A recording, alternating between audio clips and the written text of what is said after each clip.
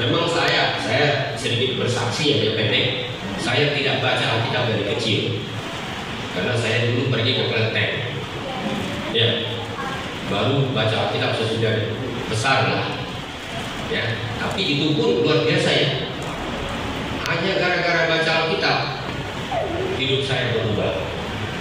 Sampai akhirnya Tuhan panggil lagi untuk kerjakan Alkitab. Dari Alkitab untuk Alkitab. Itu ya. Firman Allah menjangkau semua generasi sejalan dengan visi bersama Persekutuan Lembaga Alkitab Dunia, Bible for Everyone atau Alkitab untuk semua. Jadi LAI bukan hanya melayani kalangan warga dewasa sampai lansia, tapi LAI juga menyediakan layanan untuk anak-anak, termasuk menyiapkan Alkitab yang cocok dan digunakan oleh anak-anak sesuai usia dan latar belakang. Termasuk LAI mempersiapkan dan melayani Alkitab Braille untuk kalangan tunanetra. Dan sekarang yang sedang berlangsung tahun ini, LAI juga bekerjasama dengan para mitranya menyiapkan Alkitab dalam bahasa isyarat untuk kaum tuli Indonesia. Nah, khusus hari ini di Nganjuk kita bagian keduanya akan menjelaskan tentang kabar baik untuk anak, salah satu Alkitab yang khusus dirancang untuk anak, dan sebenarnya ada program khusus yang didukung oleh para mitra LAI di perkotaan, yaitu tuntas baca kabar baik untuk anak. Untuk gereja-gereja di pedesaan ini disediakan secara gratis untuk bantuannya. Nah, tinggal nanti mengirimkan form kepada LAI dan LAI akan mengaturnya. Karena ini digunakan untuk seluruh Indonesia, pengirimannya bertahap. Sebagai percontohan sudah dilaksanakan di Aditoya. Tentunya gereja-gereja lain yang juga memerlukannya nanti bisa mengisi form dan kemudian kita akan nanti selanjutnya bertahap dikirimkan dan menjadi proyek bersama kita. Pak Anwar akan langsung menjelaskan apa itu kabar baik itu anak atau KPUA, dan nanti setelah sesi KPUA ini semua pertanyaan terkait Alkitab terjemahan baru 2 dan juga KPUA bisa disampaikan oleh Bapak dan Ibu. Monggo Pak Anwar lanjut. Ya, Ibu Bapak, jumpa lagi dalam sesi yang lain. Kalau tadi kita bicara soal perubahan terjemahan, kali ini kita bicara tentang terjemahan. Ini bukan adaptasi ya, ini terjemahan yang dikerjakan untuk anak-anak. Jadi firman Tuhan itu memang harus diterjemahkan untuk kalangan yang berbeda. Ya. Jadi anak-anak tentu bisa pakai Alkitab yang umum, ya bisa saja. Tetapi itu lebih sulit mereka pahami. Makanya Lembaga Alkitab Indonesia sudah lama ya, karena saya ikut mendampingi tim penerjemahnya ini. Waktu itu saya masih sangat muda dan kami berkali-kali membuat tes, dibacakan terjemahan ini. Kalau anak-anaknya nggak mengerti, kami ulang. Gitu. Jadi di tes ini betul-betul. Ya, baik. Saya beri pengantar tidak hanya mengenai Alkitab ini, tapi mengenai bagaimana Alkitab hadir, termasuk juga untuk anak-anak. Ya, kita mulai dengan sebuah gambar. Bayangkan, andai kata kita semua harus baca Alkitab dan bentuknya gulungan ini. Maka kalau Alkitab ini ditulis dalam bentuk gulungan, gereja ini tidak muat. Kitab Nabi Yesaya itu panjangnya kira-kira 7 meter. Kitab Yeremia lebih panjang lagi, mungkin 8 meter. Ya. Kitab Mazmur 2 kali lipat, mungkin 15 meter. Disambung akan sulit kita pakai. Baca Alkitab, nggak bisa pakai begini. Apalagi orang sekarang dimanja dengan Alkitab digital ya. Ya, itu bagus tapi juga tidak bagus. Bagus karena mudah, tidak bagus kenapa? Orang jadi malas. Ya kan, sampai mencari kitab pilih-pilih mana pun nggak tahu ya. Ketik dulu ya, tunggu, saya ketik dulu. Itu contoh soal. Nah, tapi itulah, bersyukur teknologi Tuhan pakai, terjemahannya pun harus kita sesuaikan. Berikut, saya hanya mengajak kita melihat ayat ini karena ini ayat yang penting. Paulus katakan kepada Timotius, sejak kecil, dari kecil kau sudah mengenal kitab suci yang dapat memberi hikmat kepadamu dan menuntut kepada keselamatan. Dari kecil ya. Jadi ketika kecil itu peluang untuk menanamkan iman dan nilai-nilai Alkitab. Zaman sekarang ini bukan main pentingnya. Kalau kita tidak tanam itu, maka pengaruh lain yang akan masuk. Itu jelas itu. Ya. Memang saya sedikit bersaksi ya pendek. Saya tidak baca Alkitab dari kecil. Karena saya dulu pergi ke Kelenteng. Ya. Baru baca Alkitab sesudah besar lah. Ya. Tapi itu pun luar biasa ya. Hanya gara-gara baca Alkitab hidup saya berubah. Sampai akhirnya Tuhan panggil lagi untuk kerjakan Alkitab. Dari Alkitab untuk Alkitab. Itu ya. Berikut. Nah, lihat orang Israel kuno dari awal itu sudah membaca Alkitab. Dengar hai Israel, Tuhan itu Allah kita, Tuhan itu Esa. Orang Yahudi yang saleh tiap hari mengucapkan ini, Shema Israel, Adonai Eloheinu, Adonai Echad. Diingatkan, walaupun kita tahu Tuhan itu Esa, sebenarnya kita tidak ingin Tuhan itu Esa. Kita mau Tuhan sendiri, ya kan? Makanya diingatkan. Dan apa yang terjadi? Apa yang diperintahkan kepadamu hari ini harus engkau ajarkan berulang-ulang. Ya, engkau duduk di rumah santai-santai, engkau dalam perjalanan, engkau berbaring, engkau bangun, seluruh aktivitasnya berulang-ulang. Ini nggak mudah, tapi kita perlu kondisikan. Jadi kalau saya jalan-jalan dengan anak-anak waktu masih kecil, sambil dengan burung, lihat jangkrik dan sebagainya, kita cerita, oh ini ciptaan Tuhan ini, kita masukkan nilai-nilai kita. Orang buang sampah pun kita ajarin, karena dekat rumah kami ada kali, jadi memang kali itu adalah tong sampah natural. Pas di sampingnya itu pinggir kali ada rumah-rumah, jadi kalau ada sampah, kalau dibuang aja. Itu kami jadikan bahan percakapan. Tuhan tidak suka itu. Jadi perlu itu ditanamkannya. Tidak ada jaminan kalau sudah kita tanamkan bisa sukses. Itu urusan Tuhan. Tapi kalau kita tidak tanamkan pasti tidak sukses. Ini saya mengingatkan saja. Sudah kita lakukan itu belum tentu apa kalau kita tidak lakukan.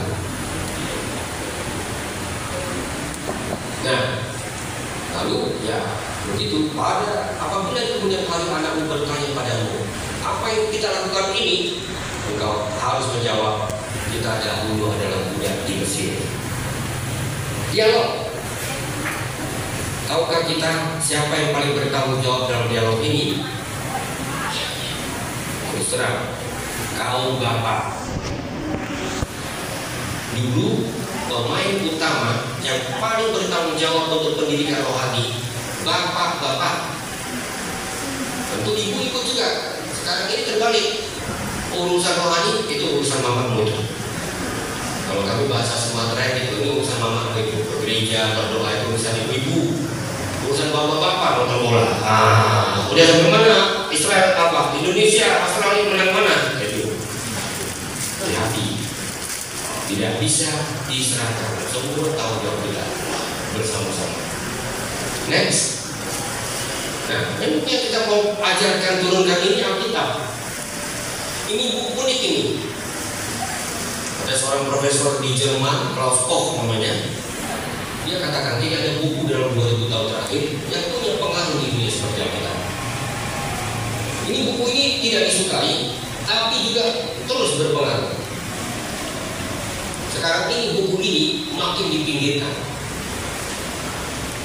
Ya, jangan pikir kalau kita ke Eropa, orang bisa baca Alkitab. Tidak. Saya bertahun-tahun tinggal di Eropa, di Amerika, karena studi ya. Soalnya nggak ada pelajarannya di sini, nggak ada sekolah yang mengajarkan itu. Saya lihat bahwa Alkitab ini tidak lagi dibicarakan. Lalu apa yang muncul? Manusia bilang, yang penting otakku. Lalu ketika mengalami krisis, bingung dia, karena otaknya nggak mampu.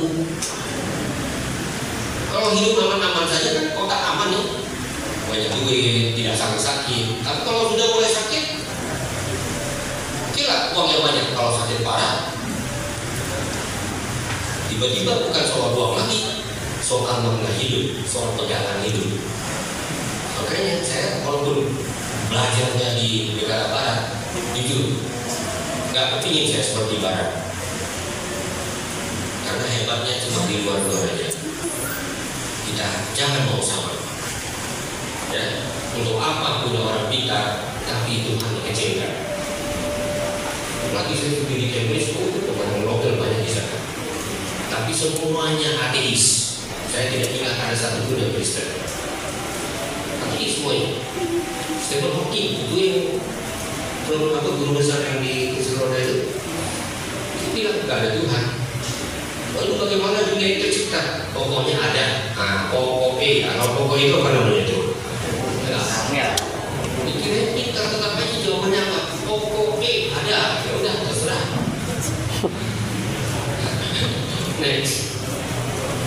Nah, ini buku yang paling banyak diterjemahkan seluruh dunia, Alkitab kita. Ini juga buku yang paling banyak disebarkan, didistribusikan di seluruh dunia, Alkitab kita. Tapi posisinya terancam. Dalam dunia sekarang ini posisinya makin terancam kalau kita tidak mengajarkan itu kepada anak-anak. Bagi kita bukan soal urusan jual buku, menyebarkan buku, bukan. Karena dalam buku ini ada apa? Ada firman Tuhan. Itu nilainya di situ. Berikut. Jadi Menteri Pendidikan Amerika William Bennett pernah menulis sebuah buku namanya Buku tentang Nilai-nilai Keutamaan, The Book of Virtues. Dia ambil dari berbagai sumber, ada dari Buddha, dari Confucius, dari Al-Quran, ada. Tapi kita masih punya kedudukan sangat terhormat di situ, karena begitu banyak ajaran Alkitab yang sangat luhur. Dulu pertama kali saya baca Injil, khotbah di masjid, tuh langsung terbuka saya. Kasihilah musuhmu, berdoalah untuk orang-orang yang membenci kamu. Saya terdiam. Ibu, apa yang ajarkan ini? Coba, hebat sekali itu ajaran. Itu yang membuat saya simpati pada Yesus. Belum percaya, bagi saya Gak ada keinginan menjadi Kristen itu, gak ada apa-apa, kurang kerja ya. Tapi itu membuat saya sangat terpukau. Dan ketika Yesus disalibkan, saya ikut sedih karena saya dulu suka sekali baca buku cerita silat Komimbo. Satu hari bisa sampai 15 jilid dibacakan. Jadi saya membacanya lalu dia dalam cerita itu. Ternyata ini guru ini gak cuma jago ngajar, dia praktekkan yang diajarkannya. Waktu disalib dia bahkan bilang apa? Bapa, ampunilah mereka, sebab mereka tidak tahu apa yang mereka perbuat. Itu terharu saya. Jadi bukan karena diinjili pakai debat-debat, nggak ada itu, saya juga ada sedikit pun. Itu karena terharu, karena kagum. Lihat, kadang-kadang kita karena gak baca kitab dengan serius, kita tahu mutiara-mutiara berharga ada di situ. Memang gak semua bagiannya itu mudah dibaca, kita akui ya. Luar biasa loh. Jangan hanya cari harta di dunia, carilah harta juga yang tidak akan rusak oleh kalian. Bukankah itu penting ya? Oke, sebelum itu saya lanjutkan, nanti jadi khotbah ini kita lanjutkan lagi. Karena ini bukan khotbah ya. Ya, oke. Memang pendeta kalau bicara itu repot, susah membedakan kata-kata. Next. Ya, ini penting. ada jalan yang disangka orang lurus, ujungnya menuju maut. Hebat nggak ajarannya? Hebat. Karena manusia ini mudah terjebak, dipikirnya lurus, ujungnya apa? Maut. Orang sekarang ini semuanya mau cepat, betul nggak? Sumbunya makin pendek terus. Kalau bisa kaya cepat, ngapain? Kerja keras, betul nggak? Lalu jalan pintasnya apa? Apa itu? Korupsi, betul. Kalau yang korupsi itu masih generasi tua. Kalau sekarang ini apa? Pinjol. Ya kan? Pinjol termasuk. Makanya pinjol sudah jadi masalah besar. Sampai orang bunuh diri nggak bisa bayar. Tuh, kita benar kan? Ada jalan yang sama orang lurus. Berikut. Nah, coba Amsal mengatakan kebenaran meninggikan derajat bangsa. Betul nggak? Betul. Bangsa apa yang bisa bangga kalau tidak ada kebenaran di dalamnya? Itu. Ini saya kira bukan agama, ya, dia nggak bilang agama meninggikan derajat bangsa, enggak. Bukan agama, kebenaran. Karena kalau agama diteriak-teriakin, hidupnya tidak benar, ya nggak ada yang meninggikan derajat, malah menurunkan derajat bangsa. Apalagi kita ingatkan, jangan hatimu iri pada orang berdosa, tapi takutlah akan Tuhan senantiasa. Ini kan hebat. Karena manusia ini kan suka ngiri kan. Sampai dia mau coba lihat itu mah, itu bapak sebelah itu coba baru kemarin ini sudah punya mobil sekian banyak. Kalau saya biar aja dia punya 10 mobil. Kenapa? Karena saya yang paling penting tahu hidup ini itu apa. Banyak godaannya, pendeta juga banyak godaannya. Saya beberapa kali diundang oleh gereja besar, ya kan? Belum apa-apa di tengah jalan sudah ditelepon. Pak pendeta, kalau nanti masuk itu parkiran bapak sudah disediakan. Dia tidak tahu waktu itu saya sedang di Metro Mini. Benar. Saya bingung kan, kalau saya bilang saya Metro Mini nggak cocok kan? Saya bilang, ya siap bapak, siap, aman. Padahal dari pintu gerbang saya jalan kaki. Coba kalau saya nggak kuat, kamu jadi ini ngawur kan? Tapi kalau kita yakin bersama firman Tuhan, ya mau sekaya apapun nggak efek bagi saya. Tidak ada efeknya sedikit pun. Karena itu bukan urusan diri orang lain. Piring nasi yang sehat di depan mata itu jauh lebih berharga daripada 10 piring yang enak-enak milik orang lain. Amin? Waduh, nggak bisa ini. Topiknya agak beda dengan TV2 sebenarnya. Ikut. Nah, ini contoh. Misalnya, saya ambil contoh kita Amsal ya. Dia petakan manusia itu kayak gitu. Persoalan manusia itu apa? Karakter. 20%. 18% apa? Soal uang dan bisnis. Betul kan? Kemudian apa? Ada soal kesehatan rohani. Orientasi hidupnya untuk apa? Lalu ada lagi soal apa? Relasi. Keluarga, kalau suami istri nggak akur, orang tua dan anak berkelahi dulu, itu repot. Kan gitu. Ada lagi soal memilih kata. Ya. Zaman sekarang ini makin besar presentasinya. Ya kan? Orang rajin sekali menanggapi ya. Tahu-tahu masuk penjara gara-gara jari. Itu. Tadinya karir udah bagus, hanya karena salah nulis, nyeplos gitu aja turun. Ngeri sekarang ini. Apalagi kalau soal temptation and sex sampai sekarang ini tak masalah. Apalagi dunia sekarang ini semuanya sudah mudah menyebarkan pornografi dan sebagainya. Lalu yang lain-lain itu Alkitab kita memetakan itulah manusia itu dari zaman ke zaman. Ya, manusia itu yang berubah apa? Casingnya. Kalau pakai HP ya, gadget, ya kan? Casingnya yang berubah itu, mesinnya mirip-mirip. Ya, prosesornya mirip-mirip, itu aja tuh. Ya Ya. Kalau pikirannya kotor gitu ya. Jadi bukan, jangan, karena itu betul Alkitab.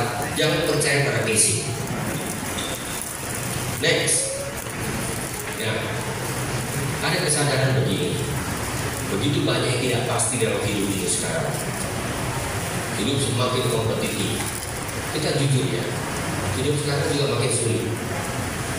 Orang bertarung untuk masuk sekolah aja setengah mati. Anak saya berkali-kali kalah waktu dia mau masuk sekolah negeri. Persyaratan umurnya terlalu muda, kalah. Tahu-tahu yang 2 tahun lebih tua masuk. Gitu sistemnya. Di sini sama nggak itu donasi? Sama ya. Itu anak saya udah jadi korbannya itu. Tapi udahlah, gak usah saya komplain. Ya. Kalau adu prestasi bisa masuk, tapi umur kalah. Akhirnya itu yang terjadi. Nah, oleh karena itu diperlukan kecerdasan. Jangan bangga IQ tinggi. Nah, kadang orang kan terobsesi ya, anaknya tes IQ-nya 140, jenius. Sesudah itu baru bingung dia. Karena kalau anak jenius, setengah mati ngajarnya. Ya kan? Jangan pikir kalau punya anak jenius hebat tapi pusing. Lain cara berpikirnya. Orang tua itu pikir, mamaku kok begitu ya. Nah, itu. Makanya sekarang ini orang berhasil itu bukan cuma karena IQ. EQ bisa ngolah emosi, betul nggak? Coba kalau orang pintar selalu bilang, memang dasar kamu bodoh, dasar kamu ini, tak ada satupun temannya. Betul nggak ibu bapak yang saya bilang ceritanya? Ya, masa kita nggak tahu kok, memang dasar bodoh gitu. Tuh, padahal kalau orang yang sedang-sedang pun, tapi kalau dibilang, oh memang bagus gitu kerjakan, gitu ya. Wah, memang ini gitu. Itu kan memang simpati. Itu, walaupun jangan juga hanya tebar pesona, gak ada isi. Itu banyak itu kalau menjelang pemilihan. Dan yang tidak kalah penting itu SQ, spiritual, kecerdasan spiritual. Ini yang kurang. Karena kecerdasan spiritual menolong kita untuk tidak terjebak hanya pada pencarian yang fana. Karena pada saatnya kita semua akan pergi. Saya terus terang tidak akan mau meninggalkan harta untuk anak-anak saya. Bertepatan tidak ada hartanya. Tapi yang pendidikan, nilai-nilai hidup, ajaran Alkitab, itu saja yang saya mimpikan. Semangat juang. Waktu saya masuk pendidikan teologi, putus hubungan dengan keluarga, putus hubungan finansial 100%. Waktu itu saya dapat beasiswa, saya ingat sisanya tiap bulan hanya cukup untuk beli odol dan sabun. Menderita enggak? Mungkin menderita, tapi waktu itu saya penuh syukur. Bisa kok. Itu menolong sekali Bapak, sikap itu. Ketika saya buka mobil LI, masuk ke pelosok, oh sekarang udah banyak yang bagus ya, Almahera apa. Dulu gak ada listrik, MCK itu nggak ada. Terlatih. Indahnya pernah menderita. Itu istilah saya. Ruginya yang tidak pernah menderita. Ya betul. Jangan pikir saya ini yang bersyukur. Wah, indahnya pernah menderita, susah dulu. Di tidur nggak ada kasur dulu saya. Ditikar aja. Ya. Ternyata tidak kalah dengan kasur empuk zaman sekarang ini. Ya. Itulah contohnya, perlu ya kecerdasan spiritual itu. Kalau enggak kita hidup itu komplain dulu nanti. Next. Nah, mau dimulai dari mana? Kalau kita belajar dari orang Yahudi, seperti Yesus juga adalah anak Yahudi, kita jangan pernah lupakan itu. Mereka punya sistem belajar. Kalau anak usianya 6 sampai 7 tahun, kira-kira SD, itu diajar membaca Taurat. Di Bet Hashefer. Jadi anak kecil itu udah hafal itu Taurat, kata, ya kan? Memang belum mengerti betul-betul, tapi mereka sudah tahu di sini.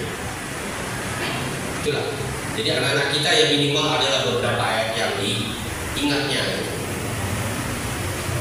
Kedua, ketika umur kita 10 tahun, dia diajar naik tingkat lagi di Beth Hamidrash. Yang tidak dimengerti itu baru diterangkan. Oh, ini artinya ini, artinya ini. Ya. Lalu usia 12-13 tahun, mereka sudah mulai tamat. Mereka menjadi bar mitzvah, anak-anak Taurat. Terus terang, sejarah mencatat anak-anak Yahudi karena diberi pendidikan yang bagus, padahal sejarah mereka itu sejarah tragedi ya, dibuang kemana-mana, hidup numpang-numpang itu beribu tahun, tapi mereka tidak hilang. Andai kata mereka nggak kuat identitasnya, ubah itu nggak ada lagi Yahudi. Kamu bangsa kecil, tapi kalau ditanam yang baik, kemana mereka pergi, nggak hilang Yahudi. Sampai dibantai di Jerman 6 jutaan orang pun mereka tetap bisa survive. Ini kebetulan saya pernah belajar di Israel dan mendalami sejarahnya. Hebatnya itu bukan karena tempatnya, tapi karena kesadarannya itu hebat sekali. Ya, dari kecil udah dididik. Jadi waktu dulu mereka tertindas di daerah sekitar Eropa dan sekitarnya. Tahu, karena pendidikan mereka menjadi orang-orang yang dipakai untuk berdiplomasi. Dulu kejam orang sama Yahudi. Tidak boleh berapa, tidak boleh masuk tentara, tidak boleh menjadi ini, tidak boleh punya tanah, tidak boleh jadi ini dan itu. Ya, satu-satunya yang boleh apa? Menjalankan uang. Karena itu yang boleh, mereka jadi super di situ. Akhirnya apa? Raja-raja Eropa bangkrut mereka begini. Makanya dendam pada orang Yahudi. Itu contohnya. Jadi saya tidak berlebihan mengatakan kunci mereka itu di pendidikan. Pendidikannya itu berbasis Taurat. Kalau tidak udah habis itu orang Yahudi, gak ada apa-apanya. Ini ya, ini tidak untuk disimpan bersama.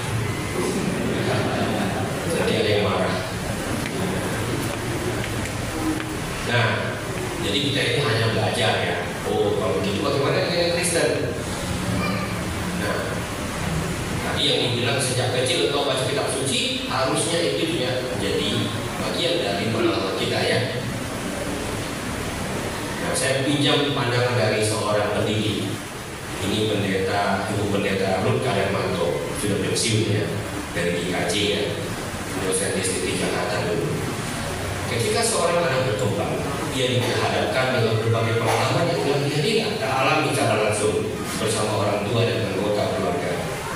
Pengalaman itu akan direkam dan mempengaruhi perkembangan anak selanjutnya. Betul ya, Ibu Bapak, Saudara? Betul ya? Ya, ini penting. Nah, gereja sebagai keluarga berikut bukan hanya sebagai tempat ibadah, tapi juga persekutuan yang menerimanya sebagai anggota, memberinya kesempatan untuk terlibat. Anak belajar melalui perjumpaan, mengembangkan pengenalan, dan bahwa keluarganya bersama banyak orang percaya mereka adalah sahabat Yesus. Di gereja salah satu kelebihannya adalah anak-anak itu diberi pendidikan Alkitab, sekolah minggu, betul nggak? Itu nggak boleh diremehkan. Kalau sekolah minggu diabaikan, nggak ada masa depan mereka. Tegas saya berani katakan, sekolah minggu itu kunci kontinuitas gereja. Kelihatannya seperti itu saja ya, dia nyanyi, dia ajar, kadang-kadang dia begitu diajar dia udah lompat sana, lompat sini gitu. Ya nggak apa-apa. Saya 8 tahun ngajar sekolah minggu, saya tahu capeknya. Kadang-kadang kepingin marah, tapi ya sabar aja. Kenapa? Karena suatu hari itu akan diingat. Berapa kali saya berpapasan tanpa sengaja. Kalau di Medan manggil bang, jangan lupa ya, siapa kau? Karena kau kelihatan ganteng sekarang. Lalu aku dulu anak sekolah minggu. Wah, bahagia sekali. Dan biasanya dia sudah ikut dalam pelayanan gereja. Itu makanya dukung pelayanan untuk anak. Menurut saya itu bukan main begitu. Berikut, orang tua juga sangat penting. Saya kutip pandangan seorang pendeta senior ya, dia bilang gini, orang tua adalah orang yang sangat berpengaruh.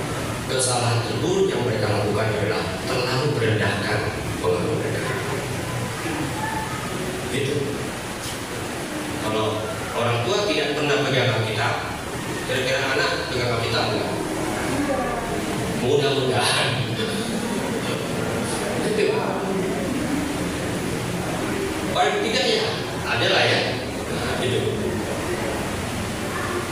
Baik, anak itu kan paling mudah belajar dari niru kan. Kalau orang tua kerjanya nonton terus, kira-kira anaknya akan jadi penonton yang baik nggak? Akan. Ekor dia. Itu. Sedangkan kita beri contoh yang paling baik pun belum tentu akan ada efek yang langsung. Jadi kita harus sabar. Saya terus ya, jadi pendeta juga bukan main dalam soal ini. Karena anak-anak itu lihat kita. Sampai sekarang anak saya belum ada satu pun yang mau jadi pendeta. Mungkin karena dia lihat bapak saya jarang di rumah. Itu juga ada salah saya, itu dosa saya. Kita bapak saya kerja dia jarang di rumah. Begitu. Tapi saya udah terangkan kepada mereka, gitu. Kalau pulang saya traktir makan, kalau ada quality time. Next. Jadi memang ya, kalau boleh memang kita kondisikan supaya anak itu mengalami Alkitab, mengalami persekutuan berdasarkan Alkitab itu seperti taman bermain. Di dalamnya ada bermacam-macam dinamika, ada sejarah-sejarah, ada cerita-cerita, kan gitu. Nah, jadi memang bahan terpenting untuk pendidikan iman dan karakter itu di Alkitab itu sendiri. Cuma Alkitab yang seperti apa? Ini pertanyaannya. Next. Itu sebabnya lembaga Alkitab tadi sudah disebutkan mulai menerbitkan kabar baik untuk anak. Ini Alkitab loh.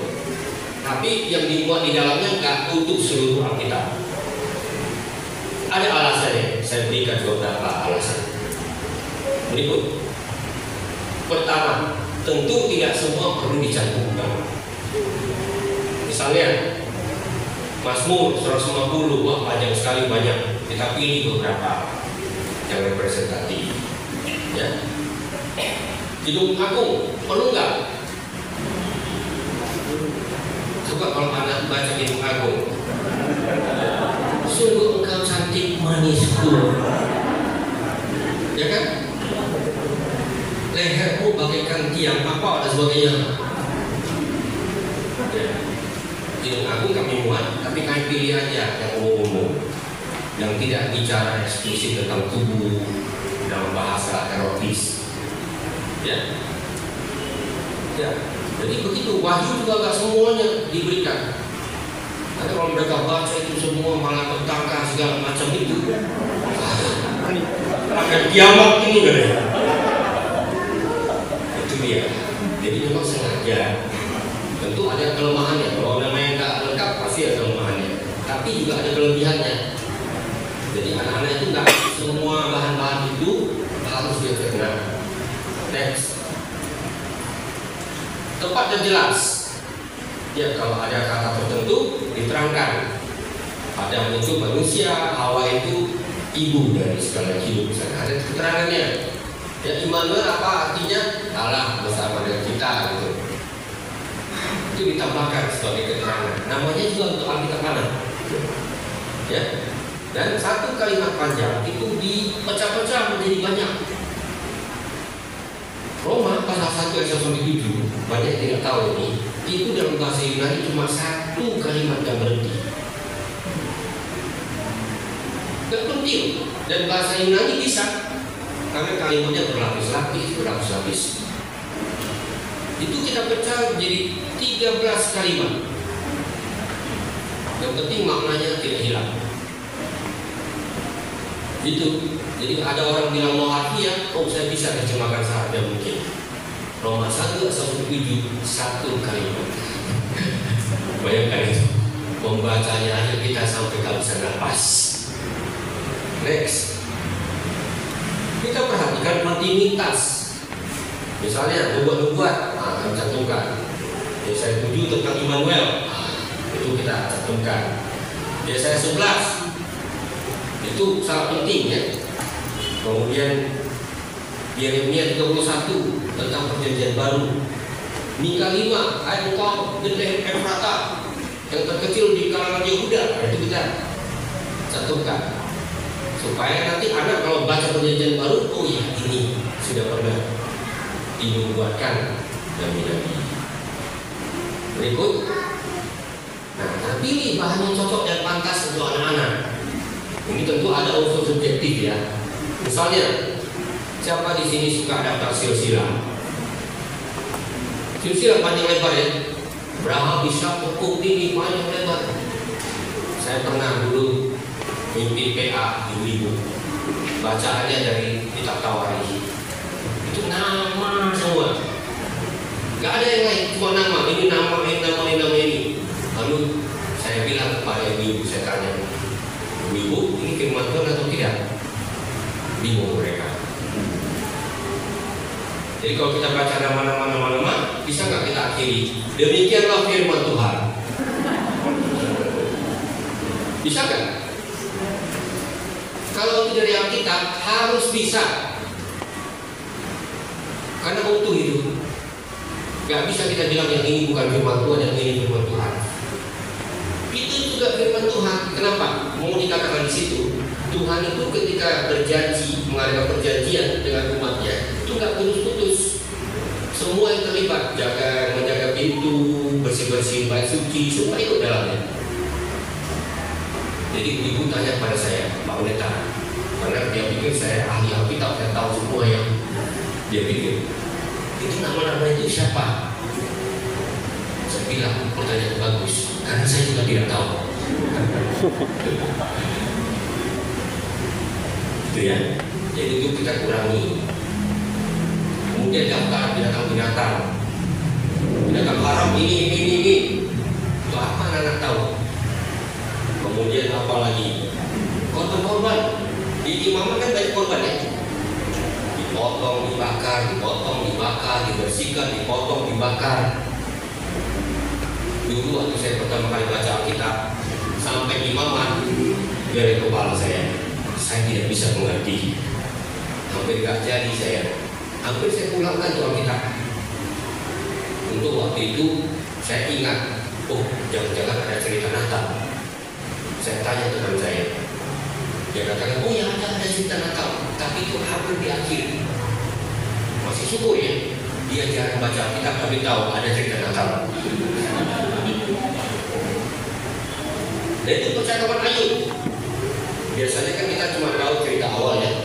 Ayub susah, hidup menderita, lalu Tuhan tolong, akhirnya sukses.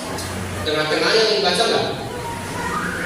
Mari jujur pada diri sendiri. Itu juga kami kurangi untuk anak-anak. Ya gitu ya. Supaya yang pantas saja yang dimasukkan. Nanti kalau mereka udah makin dewasa, kita dorong untuk baca, kita butuh. Termasuk bahan-bahan yang cenderung membosankan.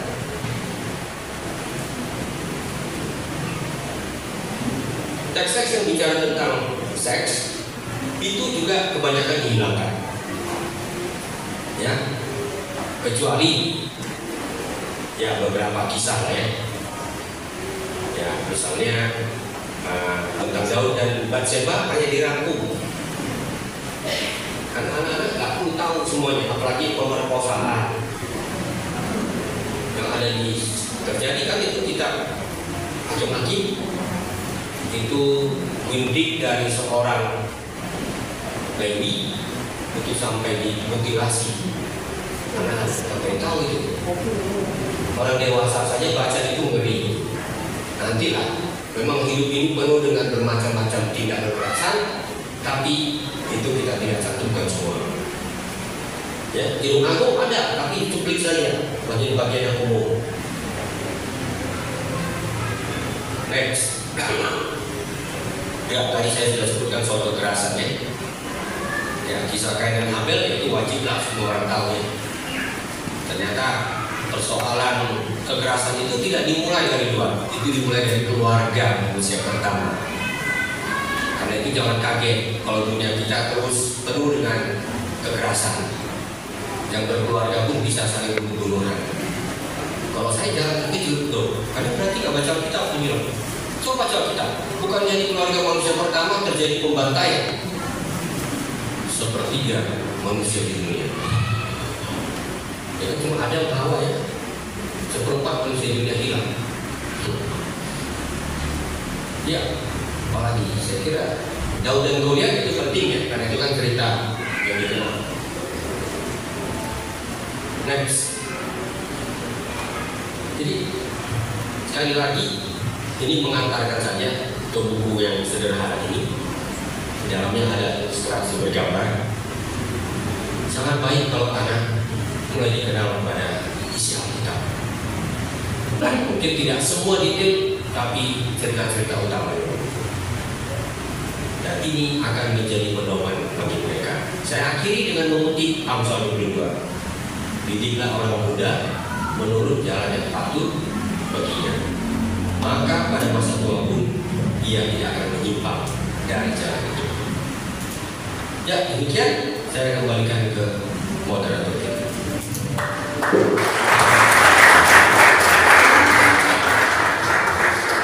Ya, terima kasih Pendeta Anwar dan Bapak Ibu. Menarik bukan?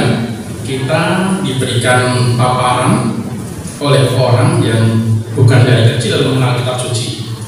Ya, Pak Anwar baru mulai mengenal kitab SMA ya. SMA dan kemudian memutuskan dari ceritanya memutuskan masuk sekolah teologi. Bayangkan bahwa pengaruh kitab suci bisa sedemikian kuat, dan sekarang orang yang baru mengenal kitab suci di bangku SMA memberi pengajaran bagi kita semua. Nah, paling tidak jika kita punya keluarga di rumah, anak-anak kita di rumah, di sekolah minggu, kita bisa mendidiknya dari kecil, siapa tahu nantinya melebihi Anwar. Demikian Bapak Ibu, kita sebelum lanjut ke diskusi, saya mencoba menjelaskan. Jadi tadi terkait KBUA ini ada proyek LAI yang dinamakan Tuntas Kabar Baik untuk Anak untuk gereja-gereja di pedesaan. Ya, boleh menghubungi LAI, nanti bisa lewat nomornya Pak Ilyas atau dikoordinasi melalui Pak Pendeta Wahyu di sini. Ya, nanti kita akan bantu dalam pembagian KBUA. Tentunya ada batasannya karena LAI melayani seluruh Indonesia pada tahun ini, dan kemudian harapannya paling tidak ada 15-20 gereja di Nganjuk dan sekitarnya. Bolehlah untuk tahap pertama. Jika ada bagian dari tahun ini yang belum bisa dilayani, tahun depan bisa berlanjut berikutnya. Demikian ya. Nah, yang kedua adalah terkait Alkitab terjemahan baru edisi kedua. Ya, sekitar setengah tahun yang lalu setelah Alkitab terjemahan baru edisi kedua terbit, untuk wilayah Nganjuk dan sekitarnya sudah ada pembagian untuk kalangan hamba Tuhan. Ya. Mungkin Pak Wahyu dan juga LAI Perwakilan Surabaya memiliki daftarnya. Hari ini sebenarnya LAI mendapatkan berkat, ya menyalurkan berkat 150 Alkitab terjemahan baru edisi kedua. Tapi berhubung peserta hari ini lebih dari 150, Bapak dan Ibu, diutamakan 149. Jadi nanti Pak Wahyu akan bersama Mbak Hana di depan dan Pak Ilyas nanti akan ya memberikan Alkitab terjemahan baru edisi kedua untuk para peserta seminar hari ini. Oke. Ya.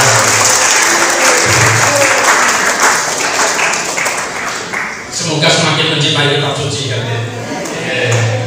Nah, kita akan lanjut ke diskusi tanya jawab. Boleh mempertanyakan, boleh memberi kesaksian, tapi singkat karena waktunya juga singkat. Monggo diberikan kesempatan buat Bapak Ibu semuanya yang hadir, termasuk kakak-kakak sekolah Minggu, untuk bertanya tentang dua tema hari ini terkait terjemahan bahasa kedua dan juga tentang KPUA atau pelayanan anak.